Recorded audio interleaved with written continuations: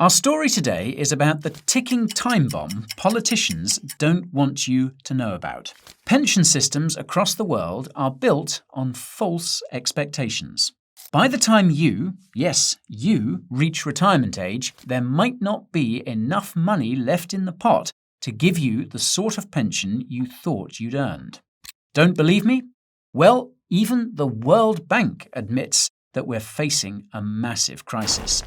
They write, and I quote, "Public pension schemes are not viable financially and cannot therefore keep their promises to younger cohorts that will retire in the future."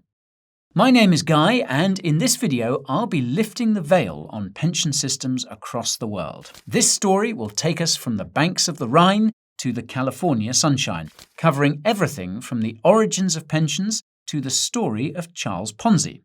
It will also detail the demographic time bomb that could bring the whole pension system down, and reveal which governments are the best and worst prepared to secure your future.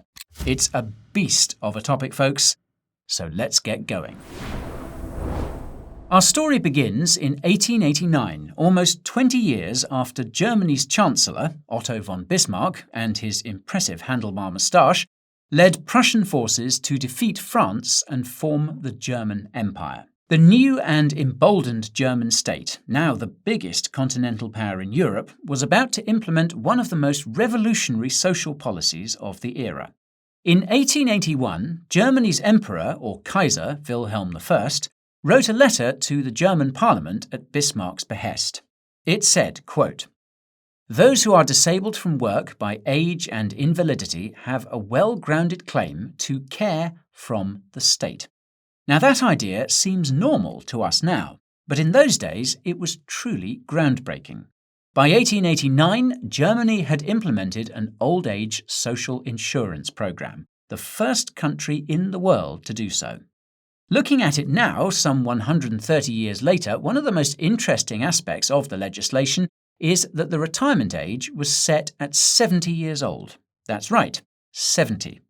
And can you guess what the average life expectancy in Germany was around that time? A mere 40.32 years. Most people died young and worked till they couldn't work any longer. If you somehow defied the odds and lived past 70, then, and only then, did the state grant you a few gold marks, Imperial Germany's currency at the time. I suspect only the wealthy, those with good food, access to healthcare, lower stress lives, good genes, and a disposition to good luck, made it past 70, but the data on that aspect of things is hard to come by. In any case, following Germany's lead, Denmark, New Zealand, Australia, Sweden, the UK, and others introduced pension schemes around the turn of the 20th century. Like Germany, Britain also set its retirement age at 70, while the other countries put it in the mid-60s. But by 1925, both Germany and Britain had reduced their pension age to 65. By that time, both countries had similar life expectancies, around 57 years, still a good way below the retirement age, mind you. Anyhow, let's park the history of pension schemes for a moment and turn our attention across the pond to America, where a few years earlier a charismatic Italian immigrant named Carlo, aka Charles Ponzi, was promising extraordinary returns to investors and causing quite a stir. Charles had opened an office in Boston in 1919 to sell business ideas to people in Europe. He learned about a way to make money when a company from Spain asked him about a type of voucher used to pay for international mail. Ponzi found he could buy these vouchers cheaply in Italy and swap them for more expensive US stamps, making a big profit. It was classic arbitrage, i.e., taking advantage of different prices in different places and pocketing the difference. Absolutely nothing wrong with that. And as an aside, it's exactly how Sam Bankman-Fried made his first millions, exploiting the difference in the price of BTC on Japanese exchanges compared with its price on US exchanges. Anyway, back to Ponzi. Now, Ponzi managed to secure early investments for his projects, promising investors returns of 50% in 45 days or twice their investment after 90 days. These were extraordinary returns, particularly when you consider that banks were offering annual returns of 5%. News of these returns spread like wildfire and brought in more and more investors. The money from new investors went towards paying the earlier investors, and so on and so on. As long as the amount of new money coming in was increasing, the scheme worked. Meanwhile, Ponzi himself was living a lavish, opulent lifestyle and presenting an enticing image to the world. He bought a mansion and the finest car of the time. Everyone wanted a piece of the action. White collar, blue collar, it didn't matter. Everyone was getting in on the feeding frenzy. But while the FOMO was very real, the business really wasn't. According to one source, Ponzi would have had to fill Titanic-sized ships with postal coupons just to ship enough of them to the US from Europe. In fact, the whole business was a fraud. It was a classic case of robbing Peter to pay Paul. But as long as the money kept coming in, as long as the base of the investor pyramid continued to grow, the scheme survived. So, with that in mind, let's now turn to modern pension systems. A fallacy that many people believe is that when you pay into your pension pot, that same money is the money you receive when you retire, plus any interest earned during the course of your working years. I mean, that makes sense, right? The state is effectively forcing you to be fiscally responsible so that when you hit retirement age, you'll have saved up a nice little pot of money that will help you see out your final years in comfort. But this is not how it works. In reality, the money you save by paying into your pension is not kept for you. No. That money is directly used to pay today's retirees. That's right. Each generation of taxpayers is paying for the retirement of the previous generation. Like Ponzi's stamp scheme, this model is all fine and dandy so long as the amount that taxpayers are paying into the pot exceeds the amount being handed out to retirees. But herein lies the problem. The world has changed dramatically since pension schemes were first introduced. As I mentioned previously, when they were first introduced, retirement ages were higher than average life expectancies. Now, not only is the inverse true, but we are living even longer than ever, while the retirement age has stayed the same or, in some cases, even decreased. Let's look at a few figures. Life expectancy in Germany is now 81.88, whereas the standard pensionable age is 65, though there are efforts to increase it to 67 by 2029. That means that, on average, the working population is paying for 14 to 15 years of a pensioner's life. Now, that's not an issue, of course, if Germany's population is growing. But it's not. In fact, take a look at this demographic chart. It's what is referred to as a constrictive population pyramid. Germany's birth rate is shrinking just as its population is aging and is therefore in retirement for longer. Now, this is terrible for a country's economy. To take it back to our friend Ponzi, it's as if the number of new investors throwing their savings into his scheme is dropping. If this continues, there's a real risk that the money taxpayers are contributing to national pensions won't cover the amounts needed to pay for retirees. And if you think this is just a problem in Germany, you'd be sorely mistaken. It's an issue that is cutting across the world, particularly in developed countries. In developed countries, the birth rate should be at least 2.1 children per woman to sustain the population. In countries with high infant and child mortality rates, however, the average number of births may need to be much higher. Anything lower than that, and the population is in decline. If you look at this chart, you'll see there are a whole host of countries with declining populations. Low birth rates are particularly acute in East Asian countries like Taiwan, South Korea, and Singapore, as well as Southern European countries like Spain, Italy, Portugal, and Greece.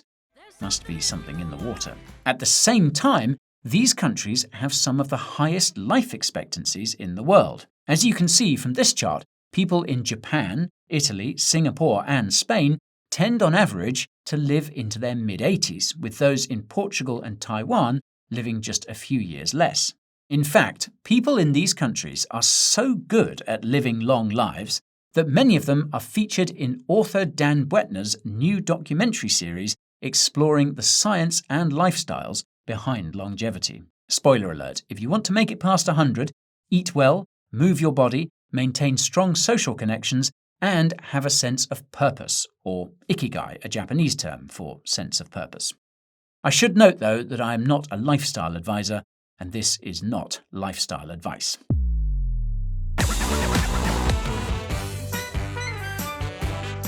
And you'll never guess who is in the car. Hello and welcome back to GM Crypto. Now we have so much fun and exciting stuff coming up for you on today's show. But first, we need to talk about the Coin Bureau deals page, Guy. That's right, Jessica, because it really is the place to find the very best deals in crypto. For starters, you can find bonuses of up to $40,000 at some of the best crypto exchanges. And that's not all, Jessica, because you can also get discounts on hardware wallets, sign-up bonuses for some of the top exchanges, and trading fee discounts of up to 60%.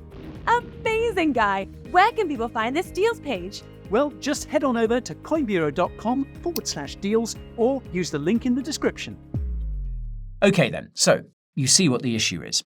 Countries across the developed world have constrictive population pyramids, and people are continuing to live longer. We are, in other words, sitting on a population time bomb.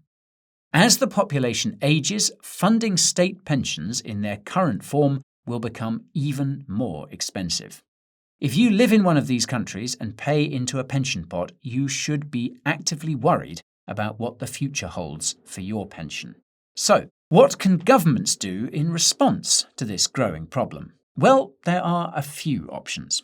One is to raise the pension age so that people are paying taxes for longer and drawing state pensions for less time.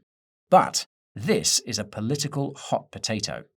You may recall that French President Emmanuel Macron caused outrage across France this year with his proposal to reform the country's pension system by gradually raising the retirement age from 62 to 64 by 2030.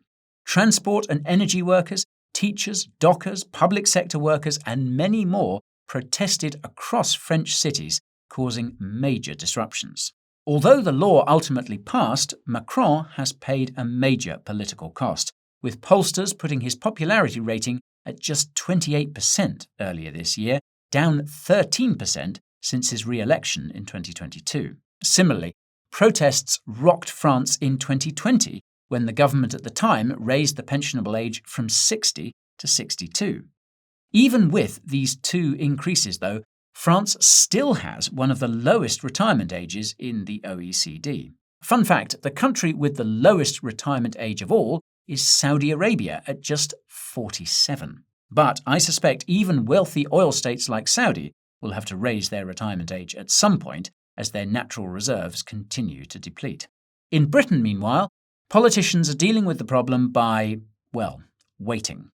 Waiting until the next general election in 2024 at least.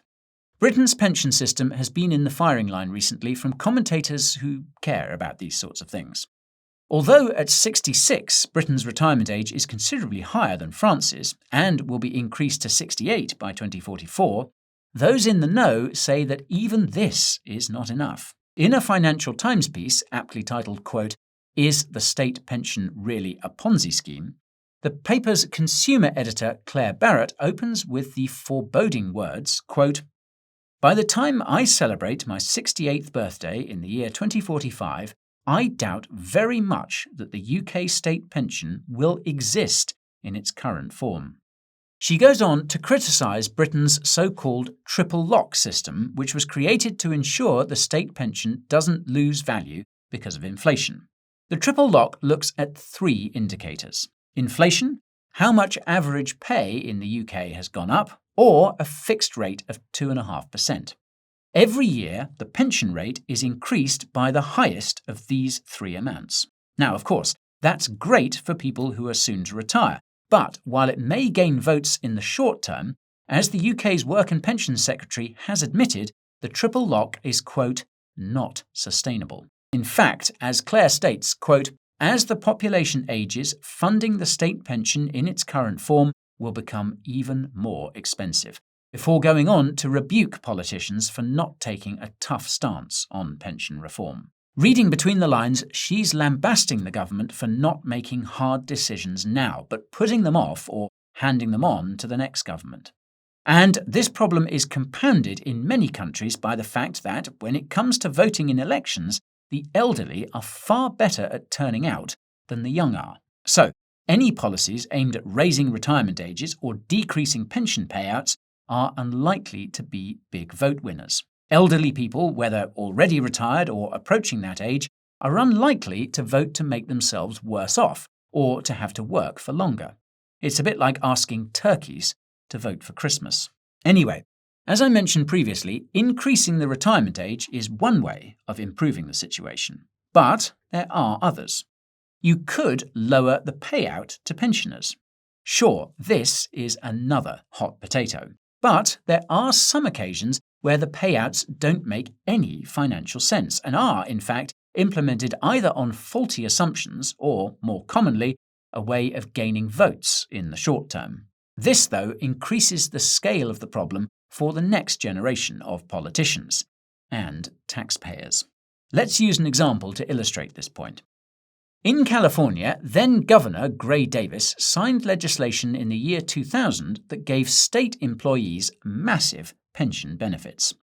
More than 200,000 civil servants became eligible to retire at 55, and in many cases collect more than half their highest salary for life. In fact, highway patrol officers could retire at 50 and receive as much as 90% of their peak pay for as long as they lived. As Joshua Rao, a finance professor at Stanford, explains, over 62,000 public employees are receiving pensions in excess of $100,000. A retired county administrator reportedly earns around $400,000 a year in retirement benefits. Crazy, right? As the LA Times explains, the legislation was passed on the promise that it wouldn't cost the taxpayer a dime. But the calculations were off by billions of dollars. As a result, taxpayers now have to fork over $5.4 billion a year to pay for state employee pensions. That's more than 30 times the sum paid towards the state pension before Governor Gray's legislation was introduced. It means money that could be spent on roads, hospitals, fighting wildfires and the like is instead going to fund the early retirement of state employees. Now, don't get me wrong, it would be great if everyone could retire early and be well looked after by a state safety net. And maybe that day will come with spectacular advancements in technology, for instance. But it's not today, and it's unlikely to be in our lifetimes. So, we have to collectively stop being short-sighted and stop voting for fiscally irresponsible politicians who make promises that sound too good to be true. Because, folks, as you well know, if something seems too good to be true, then it almost certainly is. If we stay on this path, the taxpayers of today and tomorrow will pay the real price, and many of you will be among that number. Now, so far, I've spoken in general terms about pension systems and highlighted the broad demographic problems developed nations face. Now, though, let's get into the weeds and look at how pension schemes themselves are set up in different countries. To get this information, let's turn to the Mercer CFA Institute. Every year, this body analyses different countries' retirement payment systems and lists them in their so-called Global Pension Index.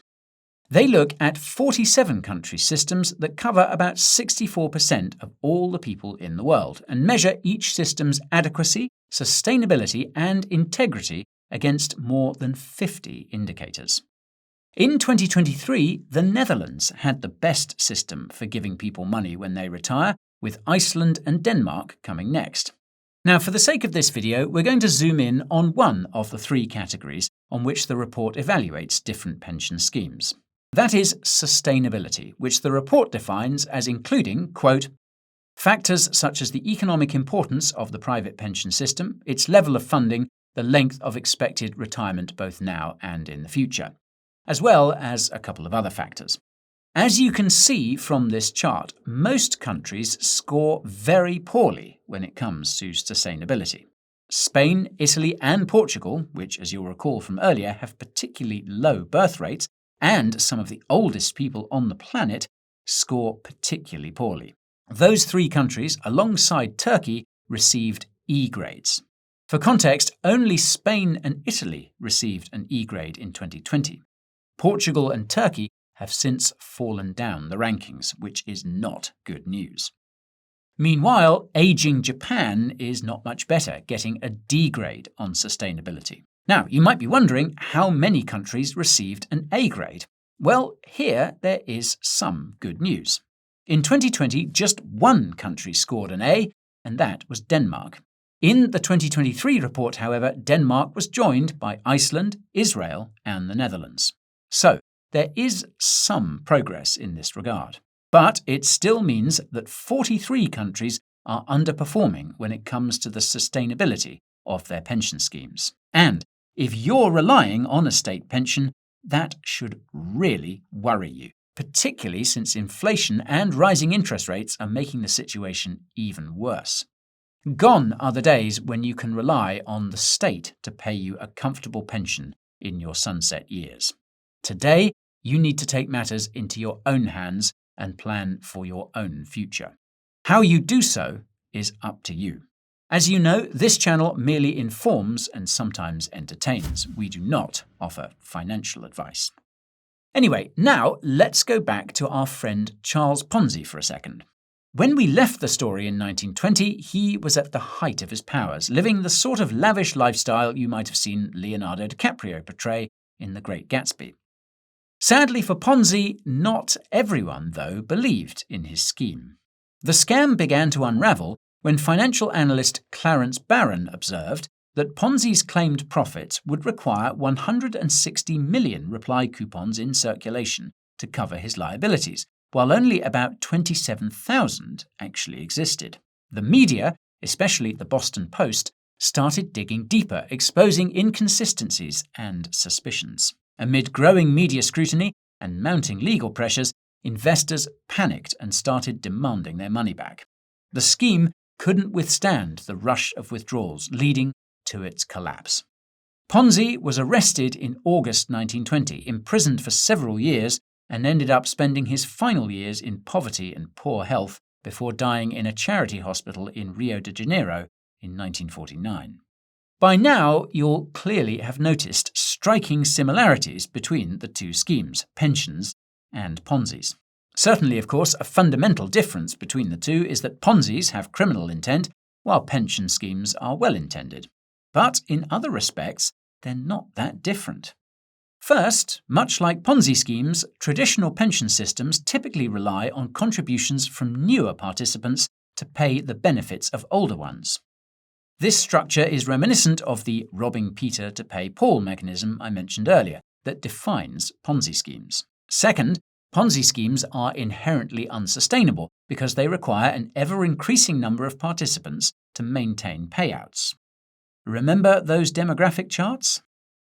Pension schemes in the developed world are facing sustainability issues, which are exacerbated by declining birth rates and an aging population. The diminishing worker-to-retiree ratio is the core issue that is threatening the financial viability of these schemes. Third, Charles Ponzi promised significant returns on investments, a promise that was unrealizable. While this isn't the case across the board with pension schemes, in some jurisdictions it most definitely is.